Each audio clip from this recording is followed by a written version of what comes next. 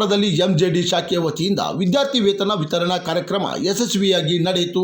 ಕಾರ್ಯಕ್ರಮದಲ್ಲಿ 100 ವಿದ್ಯಾರ್ಥಿಗಳಿಗೆ ಒಟ್ಟು 8,18,000 ರೂಪಾಯಿ ಮೌಲ್ಯದ ವಿದ್ಯಾರ್ಥಿ ವೇತನವನ್ನು ವಿತರಿಸಲಾಯಿತು.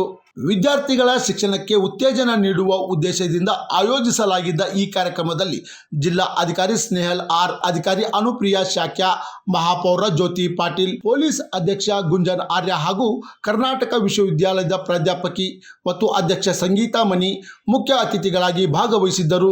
ಗಣ್ಯರು ವಿದ್ಯಾರ್ಥಿಗಳಿಗೆ ವಿದ್ಯಾರ್ಥಿ ವೇತನ ಪ್ರಮಾಣ ಪತ್ರಗಳನ್ನು ವಿತರಿಸಿ ಶೈಕ್ಷಣಿಕ ಸಾಧನೆಯ ಶುಭ ಹಾರೈಸಿದರು. ಈ ವೇಳೆ ಶಿಕ್ಷಣದ ಮಹತ್ವ ಹಾಗೂ ವಿದ್ಯಾರ್ಥಿಗಳ ಭವಿಷ್ಯ ನಿರ್ಮಾಣದಲ್ಲಿ ವಿದ್ಯಾರ್ಥಿ ವೇತನಗಳ ಪಾತ್ರ ಕುರಿತು ಅಭಿಪ್ರಾಯಗಳನ್ನು ಹಂಚಿಕೊಂಡರು. ಈ ಕಾರ್ಯಕ್ರಮದಲ್ಲಿ ಉಪನ್ಯಾಸಕರು, ವಿದ್ಯಾರ್ಥಿಗಳು, ಪೋಷಕರು ಹಾಗೂ ಸಂಸ್ಥೆಯ ಆಡಳಿತ ಮಂಡಳಿ ಸದಸ್ಯರು ಉಪಸ್ಥಿತರಿದ್ದರು.